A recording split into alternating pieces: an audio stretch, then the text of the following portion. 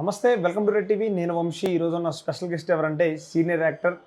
ఒక్క సినిమా అంటే చాలా సినిమాలు చేసిన ఒక్క సినిమాతోనే బ్లాక్ బస్టర్ కొట్టిన వ్యక్తి. వెబ్ సిరీస్తో, సినిమా కూడా కాదు, వెబ్ సిరీస్తో ప్రతి ఒక్క హృదయాలను గెలుచుకున్న వ్యక్తి. తను ఎవరో కాదు, శంకర్ మహాతి గారు. సార్ నమస్కారం సార్. నమస్తే అండి వంశీ గారు. సార్ ఎలా ఉన్నారు సార్? ఫైన్ సార్, ఒక్క క్యారెక్టర్తో, ఒక్క వెబ్ సిరీస్తో కొల్ల కొట్టారు సార్. అంటే మిమ్మల్ని అలా పిలవడం కంటే శంకర్ మహాతి గారి కంటే శివారెడ్డి శివారెడ్డి అంటే ప్రతి ఒక్కరు గుర్తుపడతారు. ఎందుకంటే అంత బ్లాక్ బస్టర్ అయింది వెబ్ సిరీస్. ఎవరు అనుకోలేదు అసలు ఎంత హిట్ అవుతుంది ఏంటి అసలు. ప్రతి ఒక్కరు ఈ సినిమా చూడాలి, మాయాసబ్ చూడాలి, మాయాసబ్ చూడాలి. నాకు అర్థం కాలేదు ఏంటంటే, చూసిన తర్వాత దాంట్లో మీ క్యారెక్టర్ చూసాక ఖచ్చితంగా మిమ్మల్ని ఇంటర్వ్యూ చేయాలని ఫిక్స్ అయిపోయాను. అసలు ఏంటి సార్, అసలు స్టోరీ ఏంటి, ఎక్కడ నుంచి తీసుకొచ్చారు, మిమ్మల్ని ఎలా సెలెక్ట్ చేసుకున్నారు దీంట్లో? మిమ్మల్ని కొన్ని వీడియోలు చూసాను, కొన్ని మీరు తర్వాత మీ పేరు కొట్టిన తర్వాత కొన్ని వీడియోలు వచ్చినాయి. శంకర్ మహాతి అయిన తర్వాత చాలా రోల్స్ చేశారు. ఆ రోల్స్లో చూస్తే నేను డిఫరెంట్గా, ఇప్పుడు మాయాసబ్లో ఒకలా ఉన్నారు, ఇంకో సినిమాలో ఇంకోలా ఉన్నారు, ఇంకో సినిమాలో ఇంకోలా ఉన్నారు, మొన్న విశ్వక్సేన్ సినిమాలో డిఫరెంట్గా ఉన్నారు. గామి, దసరా చాలా. తర్వాత వెంకటేష్ గారితో ఒక సినిమాలో నారప్ప అన్ని విధాలుగా డిఫరెంట్.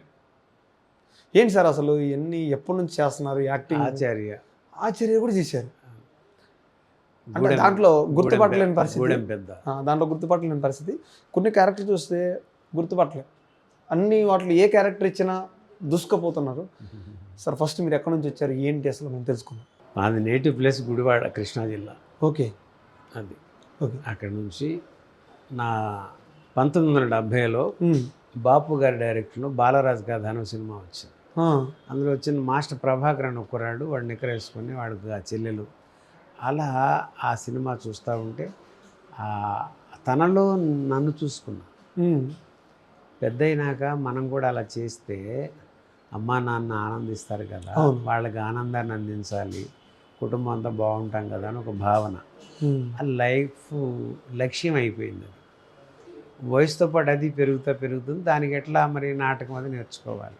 ఆ రోజుల్లో ఎప్పుడు 1970s 55 years బ్యాక్ సంగతి. అప్పుడు నాటకాలు అవన్నీ ఉండేవి. దాంతో ఆట నేర్చుకుని సినిమాల్లోకి వెళ్తా కదా, అంతా కూడా ఉద్యోగం చేయాలనే కూడా ఎప్పుడూ లేదు. అలా క్రమంలో ఇక పరిశ్రమకి 40 ఏళ్ల పాటు రాలేకపోయా.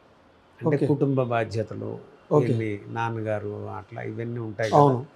అవన్నీ తీరిన తర్వాత 49 ఏళ్ల వయసుకి, అంటే 9 ఏళ్ల కలకి 40 ఏళ్ళు కలిపి 49లో అడుగుపెట్టాం. 2009కి వచ్చాను అక్కడికి. ఓకే. వచ్చినప్పుడు భీమిలీ కబడ్డీ జట్టులో సెలెక్ట్ చేశారు. హై స్కూల్ అని ఒక మూవీ, లజ్జా అని ఒక మూవీ. ఇట్లా అయిన తర్వాత నారప్ప, వెంకటేష్ బాబు హీరోగా ఒకటి. ఆ తర్వాత దసరా మూవీ ఒకటి, గామి అని, ఇలా చేసుకెళ్తాను. చాలా చేశారు. అలా ఉంటూ ఉండగా ఈ మై సభకి ఆడిషన్స్ కండక్ట్ చేస్తున్నారు అని అనుకున్నారు. దానికి మన దేవకట్ట గారు, కిరణ్ జయకుమార్ గారు, మన ప్రొడ్యూసర్స్ విజయ్ గారు, హర్ష గారు, వీళ్ళందరూ ఇది ఆడిషన్. ఎందుకంటే నంబర్ ఆఫ్ క్యారెక్టర్స్ ఉన్నాయి అందులో. అవును, దాదాపు ఒక 200 చిల్లరన్నా ఉన్నాయండి. అందులో ఒక డైలాగ్ ఉండి, కొంచెం సీన్ ఇంపార్టెన్స్ ఉండి, ఇట్లాగా గ్రేడ్ వైజ్గా చేసుకుంటూ చేసే దగ్గర అది ఒక టీంతోనే కాదు. అప్పుడు క్యాస్టింగ్ ఏజెన్సీకి అప్పచెప్పారు. అది డ్రీమ్స్ క్యాస్టింగ్ ఏజెన్సీ. ఓకే. దానికి మెయిన్ ఆయన కిరణ్ గారని ఉన్నారు. వారికి నాకు కొంత పరిచయంలో నా ప్రొఫైల్ ఆయన దగ్గర ఉంది. ఆ చూసినప్పుడు ఆయన, గురుగారు మీకు మంచి క్యారెక్టర్ పెడితే బాగుంటుందండి అని ఆయన అనుకుని నన్ను అలా గ్రీట్ చేస్తూ ఉండేవాడు. సో జనరల్ క్యారెక్టర్స్కి నన్ను ఎప్పుడు సజెస్ట్ చేయలేదు ఆయన. ఓకే. ఆయన అనుకున్నంత క్యారెక్టర్ వస్తేనే నన్ను ఆడిషన్ పిలిచేవాడు. అది మనకి ప్రాప్తం అయితే వస్తుంది, లేదా లేదు. అలా దేవగట్ట గారు, కిరణ్ జయకుమార్ గారు వీళ్ళు తలపెట్టిన ఆడిషన్స్లో శివారెడ్డి పాత్ర అనేది ఒకటి ఉంది. దానికి డ్రీమ్స్ కాస్టింగ్ ఏజెన్సీ కిరణ్ గారు ఆయన శంకర్ మహాంతిని శివారెడ్డి పాత్రలో ఆయన అనుకుని ఆయన ఆడిషన్ చేయించాడు. అప్పుడు దసరా మూవీ నుంచి నేను అది రిలీజ్ అయి ఉంది. అప్పుడు ఇక్కడ మీసం ఉండటం ఉందన్నమాట, ఒరిజినల్. అది ఒరిజినల్. ఆ లుక్ మీద దాంతో శివారెడ్డికి ఆడిషన్ ఇచ్చారు. అది దాని నుంచి మన కో డైరెక్టర్ గారు కిరణ్ జయకుమార్ గారు చూసి ఆయన ఓకే చేయటం, అక్కడ నుంచి ఆయన దేవగట్ట గారికి చూపించడం, ఆయన కూడా ఓకే చేయటం, ఇలా 2-3 నెలలు గ్యాప్ వచ్చేసింది. సరే సెలెక్ట్ అయ్యామో లేదో మరి ఇంకా అప్డేట్ అన్నప్పుడు చెప్పలేం కదా అనే పరిస్థితుల్లో నేను మీసం క్లీన్ షేవ్కి వెళ్ళిపోయా. ఓ ఇక ఏదో నా అరుణాచలం వెళ్ళిపోవాలని ఒక భావన ఎక్కువగా. ఏదో కొంతకాలం చూసి అన్ని రకాల తృప్తి వచ్చేసింది లైఫ్ పట్ల. చాలు ఇక చాలు, అది వచ్చింది ఇంకేదో చేయాలనేది కాకుండా అయింది. అప్పుడు అటు లాగుతున్న క్రమంలో ఇక్కడ నుంచి ఫోన్ వచ్చింది మైసాబ్ ఆఫీస్ నుంచి. వస్తే ఇట్లా మీసం లేదండి, మరి మీసం కావాలి కదా అంటే నన్ను తప్పించుకుందామని, వద్దని మళ్ళీ అంటే మళ్ళీ ఎన్ని రోజులు ఏంటో షూటింగ్లు నా అరుణాచలం వెళ్ళిపోవచ్చు అనే ఒక ఉద్దేశం ఉండేది లోపల. కాదండి మీరు మీసం తీసిన దసరా లుక్ ఉంది కదా అది మాకు పంపించండి, మేము మేకప్ ఆర్టిస్ట్తో తయారు చేస్తామని చెప్పి మీరే చేయాలని పెట్టారు. దేవగట్ట గారు, కిరణ్ జయకుమార్ గారు అంతా దీని మీద కనెక్ట్ అయ్యి ఈ శంకర్ మహంతి అనే యాక్టర్ని దీనికి చేయించుదాము అని నిర్ణయించుకుని అంత గట్టిగా వాళ్ళు స్టాండ్ అవ్వబట్టి నేను ఎందుకు వదిలేనే భావంతోనే ఉన్నా. అదే అలాంటిది వారు దీన్ని సెలెక్ట్ చేసి చేయించారు. ఓకే సార్, ఈ క్యారెక్టర్ చేసేటప్పుడు మీ ఫీలింగ్ ఏంటి సార్? క్యారెక్టరే, ఇంకా ఫీలింగ్ ఏమీ లేదు. డైరెక్టర్ దేవగట్ట గారికి ఆయన రాసుకున్న పాత్ర శివారెడ్డిగా ఆయనకి ఏం కావాలో ఆయన చెప్పి దీని నుంచి చేయించారు అంతే. దీంతో ఓకే, దానికి కిరణ్ జయకుమార్ గారు కూడా దాన్ని ఎక్స్ప్లెయిన్ చేయటం ఇదంతా ఆయన తీసుకొని నన్ను ఇదిగా చేసి అప్పుడు దేవాసార్ దగ్గర తీసుకొచ్చాక అప్పుడు ఒకసారి అనుకొని టేక్ వెళ్ళిపోయాం. అయితే సార్ ఇక్కడ శివారెడ్డి పేరు కంటే ఇంకొక పేరు వినిపిస్తుంది, ఇది రియల్ స్టోరీ, రాజారెడ్డి స్టోరీ అని చాలామంది ప్రేక్షకులు కామెంట్స్ వస్తూనే ఉన్నాయి, మీరు కూడా చూడొచ్చు. మరి దాన్ని రాజారెడ్డి క్యారెక్టర్ అనుకోవాలా లేకపోతే శివారెడ్డి క్యారెక్టర్ వరకే చూడాలి? నిజంగా ఇంకోటి ఏంటంటే మీకు వచ్చిన నేమ్ ఏంటంటే రాజారెడ్డి డిటో. ఆ కోపం నేను ఆ వెబ్ సిరీస్ చూసినప్పుడు నిజంగా సార్ అందరు చెప్తే చూశాను, ఇంత ఘోరంగా ఉంటారా, ఇంత భయంకరంగా ఉన్నారు ఏంటి అసలు, చేయాలి ఇంటర్వ్యూ, అసలు ఏంటి రోల్ ఏంటి, దీని అనుకున్న కథ ఏంటని అడుగుదాం పిలిచాను మిమ్మల్ని. సో ఆ రోల్ గురించి చెప్తారా కొంచెం? అంటే అది దేవకట్ట గారు ఆయన కథ, కల్పిత కథ, ఆయన పాత్రలు, ఆ పాత్రలకి అలాంటి వేషధారణ చేయించారు ఆయన. దానిని ప్రేక్షకులు వాళ్ళ స్వేచ్ఛాభావాలతో వాళ్ళకి ఏవేవో పెట్టుకొని వాళ్ళు ఆనందిస్తున్నారు. ఆయన ఒకటే చెప్తున్నారు, ఇది కల్పిత కథ, యథార్థం ఏమీ లేవు, మీరు అనుకునే ఏమీ కాదు, ఇదంతా అబద్ధం.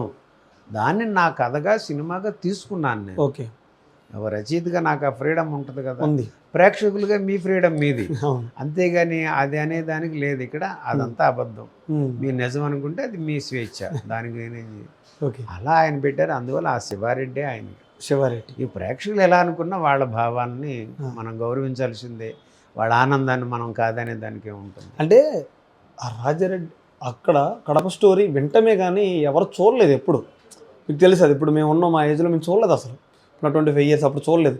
ఇప్పుడు చూస్తుంటే సేమ్ ఏమో ఎట్లానే ఉంటారా, సేమ్ ఏనైనా అన్నట్టుగా ఆ యాక్టింగ్ అంటే ఆ స్టోరీ ఎలా ఉన్నా కానీ నిజమా కాదని మీరు చేసిన యాక్టింగ్, వాళ్ళు చూపించిన డైరెక్షన్, స్క్రీన్ ప్లే సూపర్ అసలు. డిటో అరే వ్యక్తులు ఇలా కూడా చేస్తారా యాక్టింగ్. ఇప్పుడు చూస్తాను కొంతమంది విలన్స్ కొత్త క్యారెక్టర్ అది, ఇవి చూస్తుంటే నిజమైన క్యారెక్టర్ ఏమో అని మాకు ఫీలింగ్ వచ్చేసింది. మీరు బయట చూసేమో చాలా కూల్ పర్సన్గా, చాలా వంశీ నాన్న చెప్తున్నాను, చాలా బాగా మాట్లాడారు. ఎలా సార్ ఇవన్నీ ఈ యాక్టింగ్ ఎక్కడ నేర్చుకున్నారు?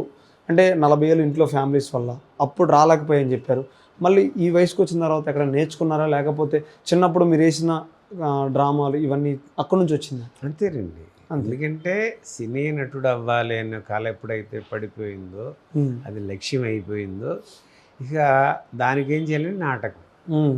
కాలేజీకి వెళ్ళాలంటే 10th పాస్ కావాలి కదా. అవును, అలా అదంతా జరగాలంటే ఆ నాటకం అది ఇది చూడటం చేయటం, పెద్ద స్థాయిలో కాకపోయినా చిన్న చిన్నగా అట్లా నేర్చుకుంటూ అలవాటు పడుతూ ఉంటాం.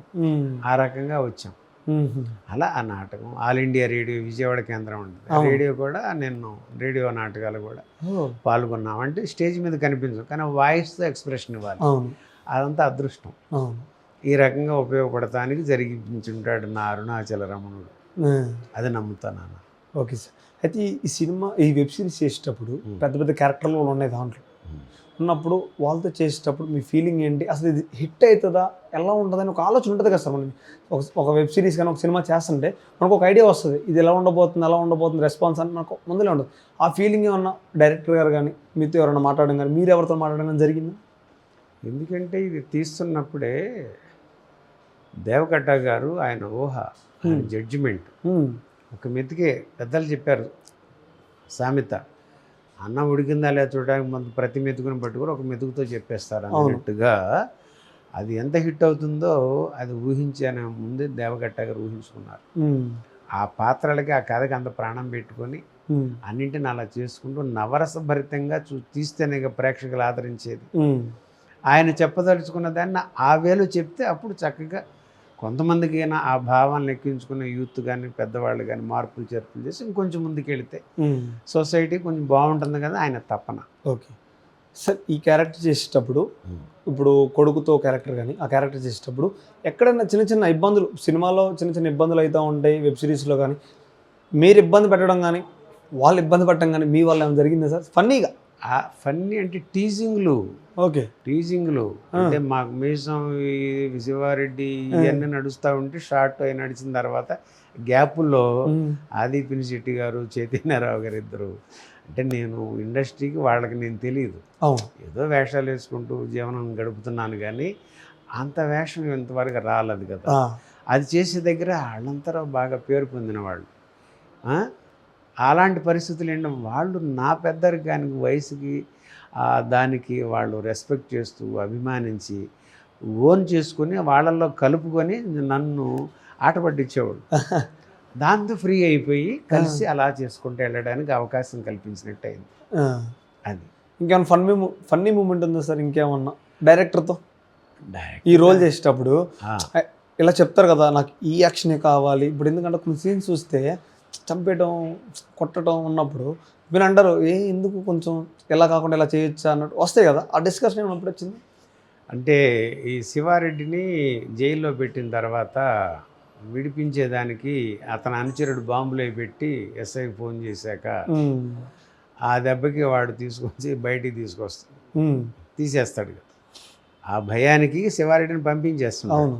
అప్పుడు ఆ సెల్లలో నుంచి వస్తా ఉంటే అక్కడ ఎస్ఐ నుంచి ఉన్నప్పుడు ఆయన దగ్గరికి వెళ్ళి ఒక డైలాగ్ ఉంటుంది, భయపెడితే భయపడేవాడు వస్తాదు కాదు ఎస్ఐ గారు. ఏంటంటే డైలాగ్ ఏంటిది? భయపెడితే భయపడేవాడు వస్తాదు కాదు ఎస్ఐ గారు. అంతే, మామూలుగా చెప్పచ్చు, భయపడితే భయపడేవాడు వస్తుంది కదా ఎస్ఐ గారు, ఇది అట్లానే వెళ్ళొచ్చు. ఆ డైలాగ్ ఒకసారి మా కోసం సేమ్ సీన్లు ఎలా చెప్పారు ఒకసారి? అది అలా అనేయచ్చు, కానీ దేవా గారు చేసిన దానిలో అసలు ఎంత ఆయన కొరియోగ్రఫీ అనే పదం వాడతారు ఆయన యాక్టింగ్కి. డ్యాన్స్ కొరియోగ్రఫీ అంటాం, ఆయన సీన్ కంపోజింగ్లో ఆర్టిస్టులు ఒక మూమెంట్స్ వాటిని ఈ సీన్ కొరియోగ్రఫీ ఇదండి అని ఒక పదం నాకు చాలా ఎంతో కొత్తగా అసలు అంటే ఒక ముచ్చటగా అనిపించింది. అదే ఇట్లాంటి పదాలు వాడితే ఒక ఉత్సాహం వచ్చేస్తా ఉంటుంది. అందులో చెప్తారు ఆయన. ఆ చెప్పేప్పుడు శంకరమంతి గారు మీరు అట్లా వచ్చేప్పుడు ఆ శివారెడ్డి ఎస్ఐని పట్టుకొని ఇక్కడ ఈ డైలాగ్ ఇది కదా అని చెప్పేసి బయటకు వచ్చారు. వచ్చి ఆ ఎస్ఐ గారి బుగ్గల మీద భయపెడితే భయపడేవాడు వస్తాది కాదు ఎస్ఐ గారు అని అనమాట. సూపర్ సార్, అది షేక్, అది దేవా గారు అట్లా ఉంటాయి అయింది. అది ఇక ఎన్ని ఎంత నెక్స్ట్ లెవెల్ అంటారు అది కదా. కామన్గా ఏదో చెప్పేది కంటే ఇట్లా అనేది ఆయన చేసి చూపించి చేయించారంటే అది నాకు బాగా కొరియోగ్రఫీ అనే పదం అంటే మేధావి వర్గంగా బాగా చదువుకున్న ఇది విద్యావంతుడు ఆయన అంతటా ఇది పెట్టి అది ఆయన విద్వత్ అంతా సినిమా ప్రపంచానికి తెలుగు సినిమా కోసం ఆయన దారపోసి. అయితే సార్ ఒకళ్ళు మీ ఇంటర్వ్యూ చేస్తున్నాడు ఒక క్వశ్చన్ అడగమన్నారు నన్ను, చాలామంది అడగమన్నారంట, నన్ను అడగమన్నారు ఒక క్వశ్చన్. తప్పుగా అనుకోవద్దు, డాక్టర్ ఆల్రెడీ డైరెక్టర్ గారు చెప్పారు ఆయన ఓన్ కదని, బట్ కానీ స్టిల్ ఎలా వెళ్తుంది కాబట్టి ఈ వేలో మనం కూడా ఈ వేలో వెళ్దాం ఒకసారి. రాజారెడ్డి క్యారెక్టర్ చేసేటప్పుడు మీ ఫీలింగ్ ఏంటి?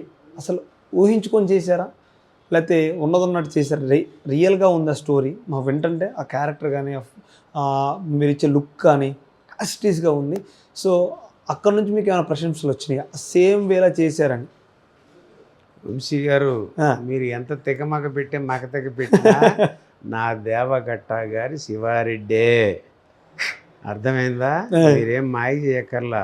మాయలో పడే అంత ఇది కాదు మా దేవగట్ట గారు. ఏంటి ఆయన పాత్ర శివారెడ్డే. ఓకే, మీరేమన్నా అనుకోండి, స్వేచ్ఛ నేను అన్నది కాదు సార్. అదే ప్రేక్షకులు కూడా అంటే వాళ్ళకు కూడా మనం ఒక ఇవ్వాలి కదా, వాళ్ళ భావన, వాళ్ళ స్వేచ్ఛతో వాళ్ళు ఎంజాయ్ చేస్తే అట్లా అనుకోవడానికి మంచిదేగా. భయపెడుతున్నారు సార్ వంశీ గారు అనుకుండా, భయపెట్టేస్తున్నారు. అట్లా అనమాట. మా దేవకట్ట గారి శివారెడ్డి. మిగతా ఎవరో ఎలా అనుకుంటే అది స్వేచ్ఛ భావన, ఎంజాయ్ చేయండి, ఏం కాదు. ఆయన చెప్పిన కథ అబద్ధం, మీరు నిజం అనుకుంటే మీ ఇష్టం. అది స్టేట్మెంట్ ఇచ్చేసారు ఆయన, అంతే. Okay, right sir. ఇప్పుడు మీకు ఈ వెబ్ సిరీస్ తర్వాత మీకు వచ్చిన బెస్ట్ పొగడతంటే ఏం చెప్తారు మీరు? మీ ఇంప్రెషన్ చేసిన, అంటే మీరు బాగా నవ్వుకున్నది, సంతోషం, ఇది చాలు నాకు ఇన్ని రోజులు కష్టపడిన దానికి ఇది చాలు అనిపించిన ఒక బెస్ట్ ఎగ్జాంపుల్? అంటే అందరూ హగ్ చేసుకుంటున్నారు, వెంటనే కనిపించగానే హత్తుకుంటున్నారు గుండెలకి. ఆ షేక్ హ్యాండ్ ఇచ్చేప్పుడు వాళ్ళ ఎంత అనుభూతి చెందారనే దానికి అది తెలుస్తుంది. వీడిప్పుడు ఇంత వయసు వచ్చి మీ ముందు ఉండొచ్చు, కానీ 9 ఏళ్ల కుర్రాడే పడే ఆనందం అది. ఓకే, అప్పుడు కల కదా వాడిది, 9 గ్యాప్కి తీరింది, ఆ ఆనందం పొందేది వాడు. ఓకే, ఇంత వయసు వచ్చిన ఇది కాదు. ఎక్కడ సార్ మీరు మీ యాక్టింగు, మీ ఫన్నీ మూమెంట్, ఇప్పుడు నాతో నార్మల్ మాట్లాడుతున్నారు, చాలా జోయల్గా మాట్లాడుతున్నారు. ఆ ఏజ్ అనేది మీట్లో కనిపించట్లేదు, సీరియస్ జోక్ కాదు, అంటే కెమెరా ముందు అలా కాదు, యాక్టింగ్ సరే ఇక్కడ అనుకోవచ్చు, యాక్టింగ్ చేసేటప్పుడు ఆ ఏజ్ అనేది ఎక్కడ మాకు కొంచెం కూడా కనిపించట్లేదు. చింపేశారు, ఆ క్యారెక్టర్లో లీనం అయిపోయారు. శివారెడ్డి క్యారెక్టర్ అంటున్నారు కాబట్టి మేము కూడా అలాగే వెళ్దాం. ఆ శివారెడ్డి క్యారెక్టర్లో వెళ్ళిపోయారు, చాలా చాలా బాగా అనిపించింది. సరే ఇప్పుడు ఏమన్నా ఇంకేమన్నా సిరీస్లు చేయబోతున్నారా, సినిమాల్లో ఏమన్నా రాబోయినాయా? ఎదురు చూడటమే. అంటే నేను ఏప్రిల్కి అరుణాచలం రమణ మహర్షి ఆశ్రమం, ఆ దగ్గర శివసన్నిధి తెలుగువారి ఆశ్రమం, సూరిబాబు గారు ఆ కుటుంబం అంతా దానికి అంకితం అయ్యారు. అక్కడ నాకు ఆశ్రయం ఇచ్చారు వారు. అక్కడ అంటే ఈ కట్టే ఆ మట్టిలో కలిసిపోయే భావజాలంతో, అంటే ఆ ఒక్క శరణాగతితో నా భార్య నేను ఇద్దరం కూడా వెళ్ళటం జరిగింది. అప్పుడు వెళ్ళిన తర్వాత మళ్ళీ ఈ దేవకట్ట గారు ఈ మయసభ విజయంతో మళ్ళీ మాయ చేసి నన్ను ఏదో అంటున్నారు. అంతా చూద్దాం, తండ్రి నిర్ణయం ఎలా ఉంటే అలా, దాన్ని కాదనేది ఏమీ కాదు. ఆయన ఎలా జరిపిస్తే అలా శిరసావించడానికి సిద్ధం. ఓకే, ఏదో పెట్టుకుని మాత్రం కూర్చున్నది కాదు. ఉన్న టైంలో ఉన్నాం, తృప్తి పడిపోయాను, జీవితంలో చాలు అనుకున్నాం. మళ్ళీ ఇది ఇచ్చారు, ఇట్లా దీని నుంచి ఎలా నడిపిస్తే అలా నడవటం, అదే తెలిసిన బాణి. సార్ ఇప్పుడు మనం చూసుకుంటే మీరు చిరంజీవి గారితో చేశారు ఆచార్యాలు, వెంకటేష్ గారితో చేశారు, సో నారప్ప మూవీ చేశారు. ఎలా ఉంటుంది సార్ ఆ బాండింగ్ అనేది? చిరంజీవి గారి నుంచి ఇంకోటి అడుగుతాను తర్వాత, అది ఇందాల మాట్లాడారు ఒకసారి, ఒక ఆడియో వీడియో కూడా విన్నాను నేను, మీ గురించి మాట్లాడటం విన్నాను. గతంలో ఫిబ్రవరి అప్పుడు మాట్లాడారు వీడియో, అది చెప్తాను తర్వాత. అది సో వీళ్ళిద్దరు కాంబినేషన్లో చేశారు మీరిద్దరు. ఎలా ఉంటుంది సార్ వీళ్ళిద్దరు క్యారెక్టర్ కానీ? ఎలా చూసుకుంటారు? కొత్త వాళ్ళని ఎలా చూస్తారు, పాత వాళ్ళని పరిచయం ఎలా చూస్తూ ఉంటారు సార్? కొత్త పాత అనేది లేదు, కొత్త పాత లేదు. వాళ్ళు చక్కగా ఒక మంచి హ్యూమన్ బీయింగ్స్. ఓకే, ఫస్ట్ ఏ మనిషి అయినా ప్రేమగానే పలకరిస్తారు. మన తప్పుగా ఉంటే దూరంగానే ఉంటారు కదా, మన పద్ధతిని బట్టి అవతలా ఉంటుంది. షూటింగ్స్లో అయితే ఆర్టిస్టులకు ఎలా ఉంటుందంటే వాళ్ళ హీరోస్. దాంతో నాకు నారప్ప సినిమాలో ఆయన నారప్ప పాత్రధారి, ఆయన మిస్సెస్, వాళ్ళ అబ్బాయి, ఆ పక్కన సరిహద్దు వాళ్ళతో వాటర్కి సంబంధించి గొడవ జరిగితే పోలీస్ స్టేషన్ పెడతారు. అప్పుడు పంచాయతీ పెట్టుకుంటారు. ఆ పంచాయతీ పెద్దల్లో నేను ఒకటిగా పెట్టారు. అక్కడ నేను అరుణాచలంలో ఉన్నాను. అప్పుడు హైదరాబాద్లో లేను, ఇక్కడ నుంచి వెళ్ళా 2020కి. ఓకే, వెళ్ళినప్పుడు సరే ఇక్కడ అంతకుముందు ఇచ్చిన ఫొటోస్ అవి ఉండడంతో దానికి మన ఈయన క్యాస్టింగు ఎస్ఎంఎస్ సురేష్ గారని ఉన్నాడు, ఆయన ద్వారా ఆ పిలుపు వచ్చింది నారప్పకి. ఆ వచ్చినప్పుడు ఏమైందంటే ఇక్కడ నాకు క్యారెక్టర్ అంటే లేదండి నేను మానేశానని చెప్పేశాను. లేదండి మీసాలు అవి ఉంటాయి కదా పెద్ద ఆయనగా బాగుంటారని శ్రీకాంత్ అడ్డాలి గారు మిమ్మల్ని సెలెక్ట్ చేశారండి అంటే అప్పుడు మరి నేను హైదరాబాద్లో లేనండి తమిళనాడు తిరువణామలై ఉన్నానన్నా. మహంతి గారు మీరు వస్తానంటే హైదరాబాద్ రావక్కర్లా, మేము షూటింగ్ అంతా తమిళనాడులోనే చేస్తున్నాం, అటు నుంచి అటు వచ్చేయచ్చు, మీరు 1 గంట టైం ఇస్తున్నాం ఆలోచించుకొని చెప్పండి అన్నారు. సరే అప్పుడు భగవంతుడు మరి దాన్ని కాదనేది కాదు, ఆయన ఆదేశంగా భావించి సరే వస్తున్నానండి అని చెప్పి 1 అరగంటలో వెళ్ళినప్పుడు 1-2 రోజులు మామూలుగానే ఉంది. 3వ రోజుకి పంచాయతీ సెటప్ పెట్టి అక్కడ పెట్టారు. నేను హైదరాబాద్లో లేకపోవడంతో ఇతర డైరెక్షన్ డిపార్ట్మెంట్ ఎవరికి కూడా నేను ఏదో చెప్తాననేది వాళ్ళకి తెలియదు. దాంతో ఇక్కడ ఆడిషన్ చేసిన వాళ్ళకి డైలాగ్స్ ఇవ్వడం జరుగుతున్నాయి. సరే జరుగుతున్నాయి, నాకు ఏదో ఒక డైలాగ్ ఇది ఇచ్చారు చెప్పమన్నారు. సరే నేను ఒకసారి అనుకుని చెప్పాను. అక్కడ అలా ఉండే నారప్ప వెంకటేష్ బాబు అది చెప్పగానే బాగా చెప్తున్నారు అన్నారు. అంతమందిలో ఒక 150 మంది దాకా సుమారు ఉంటారు అనేపాటి ఒక్కసారిగా ఒక వైబ్ అంటారు ఖచ్చితంగా వచ్చేసింది. ఒక వెంకటేష్ బాబు అంత పెద్ద హీరో ఒకసారి మనం అంటాం. అప్పుడు ఇమ్మీడియట్గా శ్రీకాంత్ అడ్డాల గారు మానిటర్ దగ్గర కూర్చుని ఆయన లేచి వచ్చేసి శంకర మహంతి గారు ఇవి కూడా మీరు ఒకసారి చూసుకోండి, ఇవి కూడా చెప్పేయండి అని ఇచ్చారు. ఇస్తే అప్పుడు నేను అడిగా, సారు ఇతను ఏంటండి ఈ పెద్ద మనిషి న్యూట్రలా లేకపోతే వన్ సైడా, హీరోన్ సైడా, విలన్ సైడా ఎట్లా ఉండి? ఏది లేదు సార్, మంచి ఒక పెద్దరికంగా న్యూట్రల్ సైడ్ మీరు సిన్సియర్గా చెప్పేసేయండి అంతే అనే మాటలు. సరేనన్నా ఈ మరి ఆ స్లాంగ్ ఇట్లా ఉంది కదా అలా అనమంటారు, బాగుంది అలా చెప్పేసేయండి అన్న. అది అట్లా జరిగింది. ఒకసారి అనుకున్నాం, టేక్ వెళ్ళిపోయారు. ఇక సింగిల్ టేక్తోనే ఓకే అయిపోయింది. సింగిల్ టేక్లో ఇమ్మీడియట్గా అంతమంది కూడా క్లాప్స్ ఇచ్చారు వంశీ గారు. ఖచ్చితంగా సార్, సింగిల్ టేక్ అనేది ఒక్కసారి డైలాగ్ చూసి చెప్పడం అనేది మామూలు విషయం కాదు. ఆ వెంకటేష్ బాబు సమక్షంలో అంత ఇచ్చేపాటికి ఒక్కసారిగా నిలబడి అందరికీ కృతజ్ఞతలు తెలియజేసుకున్నాను నేను. అప్పుడు యాక్చువల్గా వెంకటేష్ బాబు క్యారవాన్ కథ అవగానే వెళ్ళిపోయారు. ఆ తర్వాత ఇంక వేరే సీన్స్ నడిచిన తర్వాత ప్యాకప్ ఇక నాకు. ఓకే, నేను అక్కడి నుంచి అరుణాచలం వెళ్ళాలి. రమణ మహర్షి ఫాలో అయ్యారు వెంకటేష్ బాబు. ఓకే, నేను రమణ మహర్షి దగ్గరికి పోయిన్నాను. అక్కడ వేషాలు వద్దనుకుని పోతే ఆయన నువ్వు అనుకుంటే ఏముంది, చిన్నప్పుడు అనుకున్నావు కదా, ఎల్లో మన రమణ బంధునే కదా వెంకటేష్ బాబు, అవును, ఆయన హీరోగా ఆ కాంబినేషన్లో చేయించారా దీన్ని. ఓకే, అరుణాచల రమణుడు అది భావన. అక్కడ మళ్ళీ ఉత్సాహపరుస్తూ అలా వచ్చేలాగా ఆశీర్వదించి చేయించారా. ఓకే సార్, చిరంజీవి గారి గురించి 2 మాటలు. ఆశ్చర్యాలు చేసినప్పుడు ఆశ్చర్యాలు వచ్చేసానన్నా చేస్తుంటే ఇక అది ఎలా వచ్చింది ఆఫర్? మేరు పర్వతం అది కూడా మన ఎంజీఆర్ అని గంగాధర్ ఓకే క్యాస్టింగ్ ఆయన కూడా, ఆయన దీనికి నన్ను తీసుకెళ్ళారు. తీసుకెళ్తే అక్కడ అంతకుముందు నా ప్రొఫైల్ అవి చూసి ఆ మీసం అది చూసి గెడ్డం పెట్టి ఆ గూడానికి ఒక పెద్దలాగా పెట్టి చూశారు. ఓకే, సరే మమ్మల్ని ఇక్కడ నుంచి ఆ ఫారెస్ట్ రాజమండ్రి దగ్గర తీసుకెళ్ళిపోయారు. గెస్ట్ హౌస్లో రూమ్స్ వేసారు.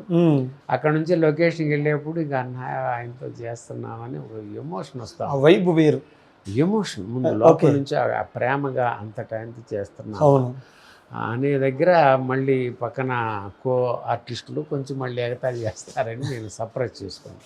అయిపోయింది, లొకేషన్కి వెళ్ళిపోయాం. వెళ్తే అక్కడ ఇక గూడెం పెద్దగా నన్ను అక్కడ కూర్చోబెట్టారు. అన్నలు ఆచార్యుడు కదా, అన్నలు వస్తారనమాట. అవును, చిరంజీవి గారు రామ్ చరణ్ బాబు కూడా ఇద్దరు మళ్ళీ ఓకే ఒకటే కాదు, జాక్ పాట్ లాగా ఆ కాంబినేషన్. ఆ వచ్చే దగ్గరికి ఇక అక్కడ అందరూ ఒక మాస్టర్ గారు బ్లాక్ బోర్డు మీద పాఠం చెప్తా ఉంటాడు. ఆ అమ్మా ఆ అంటే ఆవు అంటారు కదా, అవును, కానీ అనగా ఆ అనేలోపు మా పాప లేచి ఆచార్య అంటుంది. అనేవాడు ఒక్కసారి చూసావా బాబు, మా పిల్లల గుండెల్లో కూడా గుడి కట్టుకున్నావు కదా. సూపర్. అలా చెప్పేదానికి అది సీను. ఉమ్, అప్పుడు అన్నయ్య ఫస్ట్ నాకు ఇలా చెప్పండి అని చెప్పారు. ఓకే. తర్వాత ఆయన అలా వస్తూ ఉంటే ఎంత ఉద్వేగం ఉంటుంది కదా. అవును. జస్ట్ ఒకసారిగా మంజునాథుడు సినిమా చేస్తున్నారు, మేము అసలే శివల్ని శివతత్వంగా ఇష్టపడతాం కదా. అవును. ఇక అలా వస్తుంటే గబుక్కుని ఆయనకి ఆ పాదాబంధనం చేసుకుంటే దగ్గరికి తీసుకొని హత్తుకొని అంతా చక్కగా చేశారనమాట. ఓకే సార్, అయితే నేను ఒక వీడియో విన్నాను సార్, ఫిబ్రవరిలో వచ్చిన వీడియో.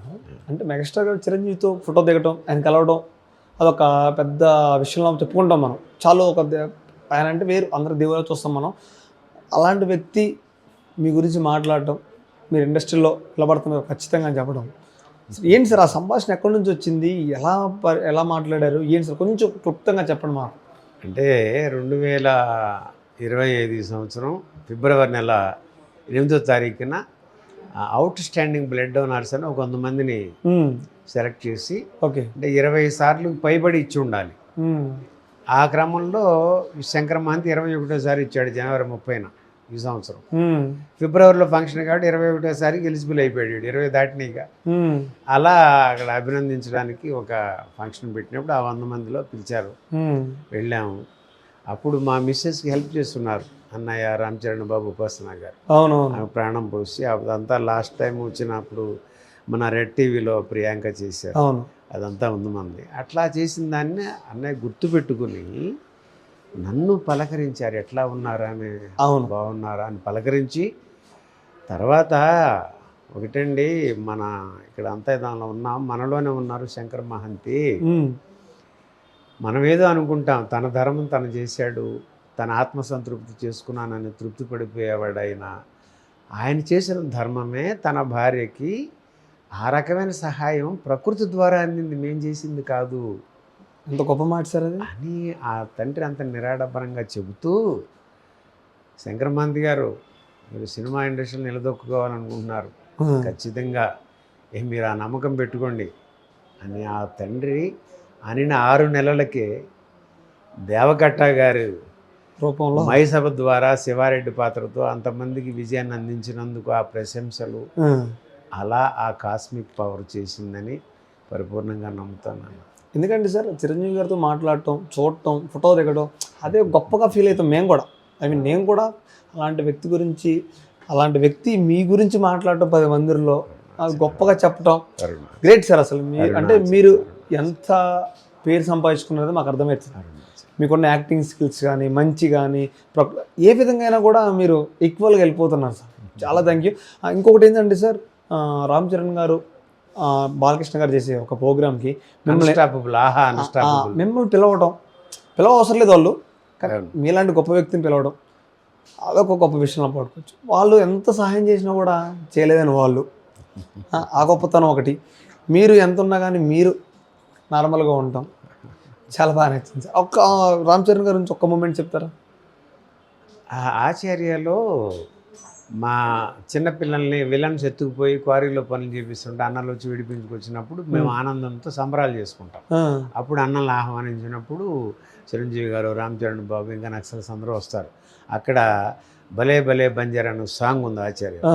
ఆ సాంగ్కి వచ్చేటప్పుడు ఇక శేఖర్ మాస్టర్ అంతా రిహార్సల్స్ నడుస్తున్నాయి, టేక్ వెళ్తున్నారు. సరే గూడెం పెద్దగా వచ్చిన పదాలలో మమ్మల్ని అక్కడ నిలబెట్టి గూడెము అన్నల్ని మనం కాపాడుకోవాలని భుజం మీద అన్నయ్య ఇలా చేతులు వేస్తా చేస్తారు. అప్పుడు రామ్ చరణ్ బాబు వస్తూ చంటి పాపని చిన్న పిల్లల్ని ఎత్తుకుంటూ వస్తారు, వాళ్ళిద్దరు అలా కలుస్తారు. మేము అట్లా ఉంటాం. దీనికి రిహార్సల్స్లో ఏమైందంటే గూడెం పెద్ద అన్నట్టుగా పాత్ర పెట్టినందువల్ల నన్ను అక్కడ నుంచోమని చెప్పారు. ఇంకా గూడెంలో ఒక 4-5 ఉంటారుగా, వాళ్ళని కూడా పిలిచి అక్కడ పెట్టారు. అక్కడ టేక్కి వెళ్ళేప్పుడు ఏమైంది, ఆ వెనక నుంచి అక్కడ ఎదురుకు వచ్చేసారు. అంటే మరి ఆ తండ్రి కొడుకులు పక్కన మనం కనిపించాలని ఒక ఆశ ఖచ్చితంగా ఏ ఆర్టిస్ట్గానే ఉంటుంది. సరే మనకేంటంటే చెప్పింది చేయటం అనేది ఒక పద్ధతి కదండి. నేను అట్లాగనే ఉన్నా, వాళ్ళు ఎదురుకు వచ్చారు. ఓకే. అప్పుడు అది చరణ్ బాబు గమనించారు. గమనించి ఆయన వచ్చి అయ్యా ఇటు రండి, అయ్యా ఇటు రండి అని ఇక్కడ చెప్పారు. ఆ పదం చూడనా చాలు సార్. మామూలుగా ఏంటంటే అంత స్థాయిలో ఏమండి ఇటు రండి అనొచ్చు, లేకపోతే ఇట్రా అవును. అంటే మాట్లాడుకోవడం కూడా అనకపోయినా అనొచ్చు. అలా అనకపోయినా ఆ, అనొచ్చు, లేదా ఏమండి ఇక్కడ నుంచి అన్నా సరిపోతుంది, దోషం కాదు. అవును. అలాంటిది అయ్యా ఆ మాట కొట్టేశాడు నాన్న ఆ తండ్రి. అది ఆ బిడ్డ ఆ వినయానికి, లేకపోతే గ్లోబల్ రేంజ్ ఎలా ఎదుగుతారు నాన్న? అవును, వినయమే ప్రధానం. ఖచ్చితంగా. అలాంటి వ్యక్తులకి ఆ ధనలక్ష్మి, ఆ కీర్తిలక్ష్మి అన్నీ ఓరించి వాళ్ళు మేరు పర్వతంలా హిమాలయం ఎత్తులో ఉంటారు. ఎందుకంటే ఆ బరువుని వాళ్ళు మొయ్యగలరు. ఉమ్, మిగతా వాళ్ళని కింద మీద అయిపోతాం, ఇక మామూలుగా ఉంటామా? ఎంత హడావిడి అమ్మో, కొంచెం ఉంటేనే ఎంతో మాట్లాడుతూ ఉంటాం మనం. అది కాని స్థితి కనుక వాళ్ళు అర్హులని, వాళ్ళకి అంత కీర్తి వస్తుందని అందుకనే ఆయన ఆ మెగాస్టార్. వినయం, అది తండ్రి నుంచి ఆ బిడ్డ పుణికిపుచ్చుకొని అలా చేసుకెళ్తారు. అది ఆ చరణ్ బాబుతో నా అనుబంధం. అందుకని వాళ్ళు మెగాస్టార్ అంటేనే అందరూ ఆయన ఉంటే చాలు, ఆయన ఒక మాట ఇచ్చాడు నిలబడతారు. ఇంకోటి ఏంటంటే సార్, ఆయన చాలా మందికి లైఫ్ ఇచ్చారు, చెప్పుకోలేదు. బట్ కానీ ఎలాంటి ఇప్పుడు చాలా విధాలుగా చెప్పుకుంటూ ఉంటారు, కానీ ఇలాంటి గొప్ప తెలుగు గురించి మీరైనా గొప్పలు మాట్లాడితే ఇంకా బాగుంటుంది. Thank you sir, thank you so much. ఒకటి సార్ ఫైనల్గా చెప్పండి, మనం మళ్ళా శివారెడ్డి క్యారెక్టర్లోకి వెళ్ళిపోదాం. ఒక్కసారి బెదిరించే డైలాగ్, అంటే భయపడే ఒక డైలాగ్ చెప్తే నాకు ఒక 2 డైలాగులు, ఆ సీన్లో ఉన్న డైలాగులు చెప్పండి. ఎదుటి వ్యక్తిని భయపడేది ఒకటి. అంటే ఒకటి అనుకుందాం, అంటే జైల్లో పెడతాడు కదా శివారెడ్డిని.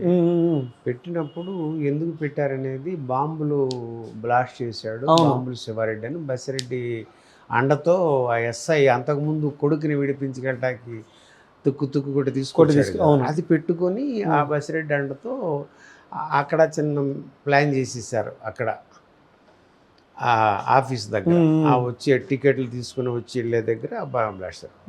ఆ కేసు మీద నన్ను పట్టుకుని వెళ్తాడు ఎస్ఐ శివారెడ్డిని, లోపల పడేస్తే అప్పుడు కొడుకు ఎంఎస్ఆర్ చూస్తాడు. చూస్తే ఇట్లా బసిరెడ్డి ఏదో సైకిల్ చేస్తాడు, అది గమనించి చూస్తే వాడు అప్పుడు ఎంఎస్ఆర్ చూసి పారిపోతుండే. వాడు వెనక పుట్టి ఆయన పట్టుకొని తన్ని తీసుకొచ్చి ఎస్ఐ దగ్గర అప్పచెప్తాడు, వీడే చేశాడు అని. అప్పుడు ఆ ఎస్ఐ అంటాడు, వాడు పెట్టాడు, శివారెడ్డి చేశాడని వాడు వాంగ్మూలం ఇచ్చాడు కదా అని చెప్పి రివాల్వర్తో పట్టణం కొట్టేస్తాడు, చచ్చిపోతాడు. అప్పుడు ఆ శవం వేలుముద్ర వేపిస్తాడు, శివారెడ్డే బాంబులు వేయించాడు అనేది అక్కడ సాక్ష్యంగా. అంతకుముందు వరకు కొడుకుకి నాన్న పనులు ఇష్టం లేదు, శివారెడ్డి పనులు కొడుకుకి ఇష్టం లేదు, అట్లా ఉండొద్దు అనేది ఆయన గొడవ. ఏదో చదువుకొని ఒక డాక్టర్ అయ్యి సేవ చేసుకుందాం అని ఆయన భావ.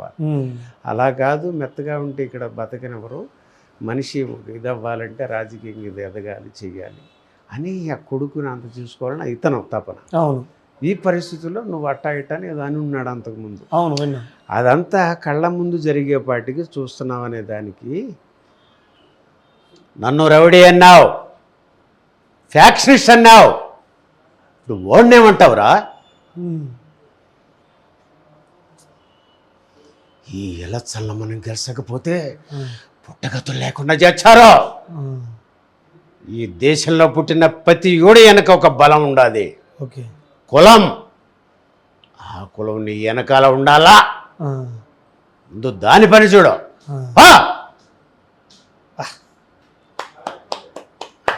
బాబోయ్, ఇప్పటిదాకా ఇంతగా కూల్గా మాట్లాడి డైలాగ్ చెప్పేశారు. అంటే సిచ్యువేషన్స్ బట్టి తీసుకుంటూ ఉంటారు, అంతే సార్. అడిగారు కదా. Okay sir, thank you. ఇంకొంచెం పెద్ద సినిమాలు చేయాలి, ఒక పెద్ద క్యారెక్టర్ చేయాలని కోరుకుంటూ థ్యాంక్ యూ సార్. మళ్ళీ నెక్స్ట్ టైం ఇంకా పెద్ద సినిమాతో మనం కలుద్దాం sir. Thank you sir, thank you so much. Thank you నాన్న వంశీ గారు. మన అట్లనే రెడ్ టీవీ ప్రేక్షకులు కూడా అరుణాచల రమణుల ఆశీస్సులు, అనుగ్రహం పరిపూర్ణంగా ఉండాలని కోరుకుంటూ, ఈ మైసభ చూసి ఆశీర్వదిస్తున్న అందరికీ కృతజ్ఞతలు తెలియజేసుకుంటూ, చూడని వారు ఎవరైనా ఉంటే సోనీ లైవ్లో సబ్స్క్రిప్షన్ చేసుకోండి, మా మైసభను చూడండి, ఆశీర్వదించండి. Arunachala. Thank you sir. Thank you.